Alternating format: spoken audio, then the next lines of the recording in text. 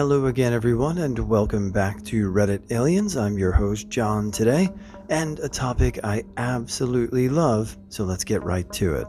What is a scientifically proven fact that scares the absolute shit out of you? So please remember to like, share, and subscribe.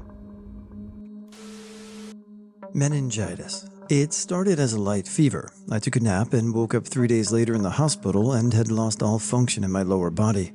I was bedridden for 3 weeks and spent longer in physical therapy. It was an absolute nightmare, and I was very lucky I didn't die. My friend in high school contracted it too. He was a football player, healthy. He died 2 days later. Rabies. I know, there's a vaccination for it if you get bitten, which I would get as soon as possible, but knowing that if you can't get it in time or something like that happens, then you go insane with a disease with no cure terrifies me. The abyssal zone and the hadal zone of the ocean. Nothing should go that deep, nothing should be alive at such depths, and water is terrifying. Powerlessness in the face of health. I'm not scared of death or mortality, but my body is falling apart. I've had back surgery, knee surgery, a hip replacement. I've got a trapped nerve in my chest cavity, in constant pain, and have to sit back and watch as my pain levels increase and my health slips into further damaging my quality of life. I'm only in my early 30s and have a hard time being as functional as the average 50-year-old. I eat carefully and looked after myself, but there's nothing I can do to arrest the wear and tear my body is accumulating over time. 'Tis no fun. The scale of the universe. Though it's not scary in the sense I'm frightened by it, I'm scared into submitting to its insane level of bigness, scared to silent awe where my mind crumbles at trying to fathom it in any relatable way and coming up empty. This reminded me of Carl Sagan's Pale Blue Dot, and if you're not familiar, I couldn't recommend something higher, so check it out. Trash has been discovered at the bottom of the Mariana Trench. It isn't a surprise, but it's incredibly frightening. Like, how much more trash will there be in 50 years? Losing your mind. Dementia hits the elderly and is rightfully terrifying, but the idea of feeling reality slip away at a younger age just gets me. Questioning whether every emotion or occurrence is fabricated scares the shit out of me. The Terminal List is just the latest show to highlight how deeply troubling the mind can be. At any given time, there are dozens, if not many more active serial killers in the US. Most disappearances and murders go unsolved still to this day. Odds are that many of those missing person cases are really just killers that get away with it. There actually are predatory people who want nothing more than to torture and kill others. They're real. They exist. You can actually cross paths with them. The vastness of eternity and our utter insignificance. Someday, all of human civilization will be lost and forgotten. Every achievement, every success, every failure, every yearning, every hope, every dream of all mankind, utterly forgotten and swept away by the sands of time, lost without a trace, as if we never existed at all. Genocide. Just the fact that at any point in time, a majority power just thought, yep, let's get rid of these people here, and had a system in place to do so. Even worse is the idea that there are people who deny or even celebrate the fact that these exist. People still argue to this day that the Armenian genocide, Holocaust, and indigenous genocide ever happened. Some are still happening to this day, like situations in Yemen and China, as well as the steady erasure of indigenous languages and people. Neurology. Certain strokes, a lot of neurological problems, locked-in syndrome, losing your mind, and experiencing a very scary reality. Belief perseverance. Belief perseverance, also known as conceptual conservatism, is maintaining a belief despite new information that firmly contradicts it. Such beliefs may even be strengthened when others attempt to present evidence debunking them, a phenomenon known as the backfire effect. Compare boomerang effect. Dementia. The thought of forgetting people and losing your memory in general scares the shit out of me. I remember seeing my dad's aunt years ago who had dementia, and she kept thinking my grandfather, her brother, was still alive despite being dead for like 10 years at that point. I'd hate to be like that. I have a condition, if untreated, can cause really bad cognitive decline and increasingly severe episodes, schizoaffective disorder, which is kind of a combination of schizophrenia and bipolar disorder.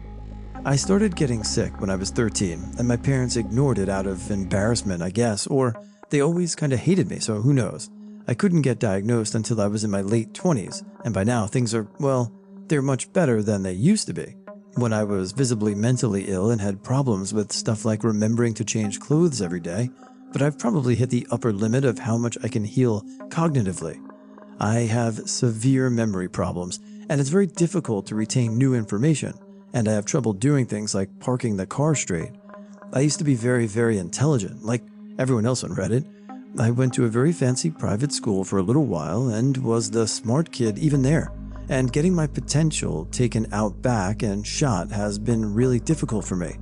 My condition can involve things like increased stress sensitivity, and now I can't even work a 2-hour accommodated shift at Amazon without having a breakdown. I hope to get better about that someday, so I could maybe get off disability and even get a bachelor's, but unfortunately, that's probably not going to happen.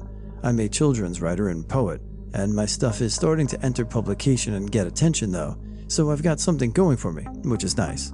Since a lot of this damage comes from my condition going untreated for so long, and since I know people with this disorder who caught it early and went on to get doctorates and do all sorts of stuff, it's scary enough as an individual, knowing that if my parents had behaved, I might have been fine, and the ruin I call my mind was preventable. But often I think of those throughout history who started off as intelligent and charismatic people and then just got worse and worse and worse, and there was no saving them. No antipsychotics, no mood stabilizers had been invented yet. They had no chance, like the rabies of mental illness almost. And of course, the same thing that happened to me is happening to other people who don't have access to good healthcare. They're racking up permanent damage, and that's just as bad to know. It doesn't happen to everyone, but it happens. The proven inclination of authoritarians to, well, be authoritarian. From their moral outlook that values loyalty and order over fairness and care, to their perspective of the world as between good and evil, and their unwillingness to cooperate with others that aren't in their in-group. Authoritarians only ruin everything for everybody. That's their modus operandi. And they are extremely dangerous because they can suck so many people up into their awful, bifurcated world. It's possible that Saul could decide to just obliterate our current civilization. It's a star, so it wouldn't exactly be deciding anything, but the point still stands. A sufficiently strong EMP blast, we know this has happened at least once in human history, could wipe out absolutely everything electronic in one go. That would crater modern civilization. Oh, by the way, we're overdue for one. Now, there's no guarantee that any sufficiently large solar flare would generate enough EMP to wreck everything, but even a partial disruption could prove to be disastrous.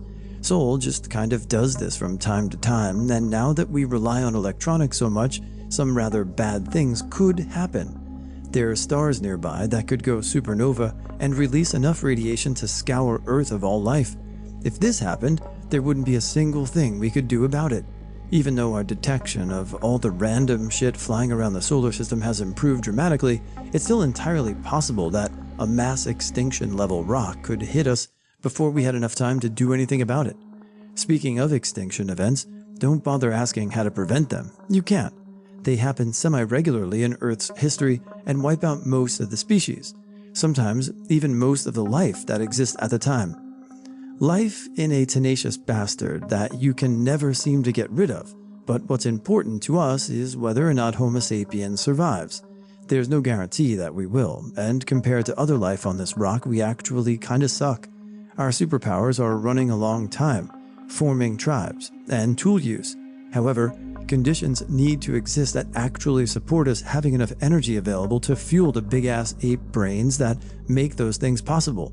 If things get bad enough, we either die off or devolve. This sounds brilliant and wild and out there, and as if there was some herbal remedy used before writing this, and I like it. Well done. The speed of gravity is the same as the speed of light. So if the sun were to vanish, not only would it take 8 minutes for the light to stop reaching us, but also for 8 minutes, we could continue to orbit around something that isn't there. This makes me genuinely wonder if our universe is a simulation, and the speed of light is essentially just the maximum processing speed of the simulation. Why else would gravity and light be the same speed? The fact that the sun will explode.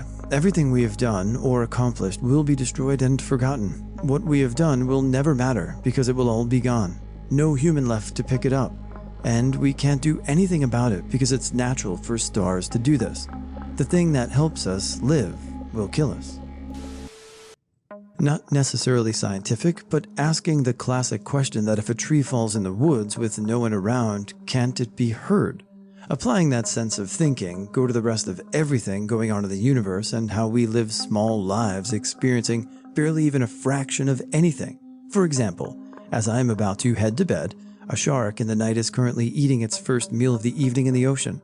A camel is laying down in the sand of a desert where penguins are doing their thing in the Arctic. A tree in the Amazonian jungle probably just fell over. An ant is dealing with corsipeds while a gas giant is spinning, and its only existing light visible to me actually means it's getting to my eyes millions of light years later, and that gas giant is actually nowhere within the visible universe, moving so fast in the vast, beautiful emptiness of space, all while someone else is burying their relative. A couple is getting it on. You put all that together and multiply it by a number the human brain cannot fathom, and again, all I am doing is laying down for bed. It's crazy to think about. I'm definitely going to look up a little bit more about this, but again, some pretty out there existential stuff today, and I really appreciate all these posts. Great job. UVB-76 and certain other number stations, a Soviet-era radio station that transmits continuous static except on rare occasions when it's interrupted by a voice giving a coded message in Russian. No one has been able to decipher the message, and no one knows who the messages are meant for. The broadcasts continue to this day. Termination shock, the gravitational and radioactive haven within our sun's reach. Once you cross that barrier into interstellar space, well, to quote Bones McCoy, space is disease and danger wrapped in darkness and silence. Even if we had the tech to reach T-shock, we don't have anywhere close to the necessary tech to survive traversing such caustic waters.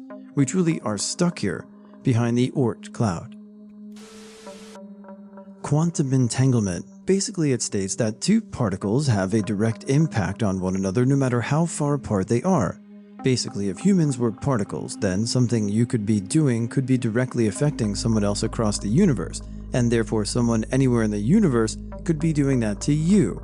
So that poses the question of which is the cause, you or the other person?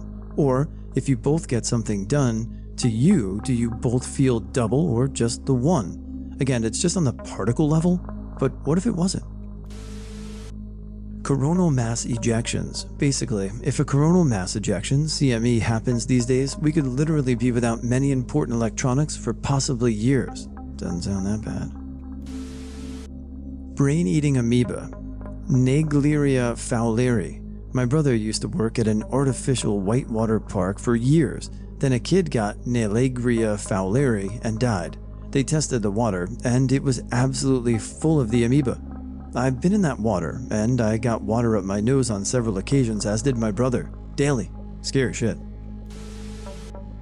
Ramsay Hunt syndrome starts off like a crippling migraine, then one side of your face becomes paralyzed. If you're really unlucky, you'll experience vertigo that will feel like the drunkest you've ever been for a week straight. I wasn't lucky. Face muscles still weak and partial vertigo still present almost a year later. At the worst of the vertigo, I couldn't have fought off a determined chihuahua. Having an episode dramatically increases the chance of subsequent episodes, which can cumulatively stack in terms of long-term symptoms, all from that little chickenpox virus they said I was lucky to get when I was young.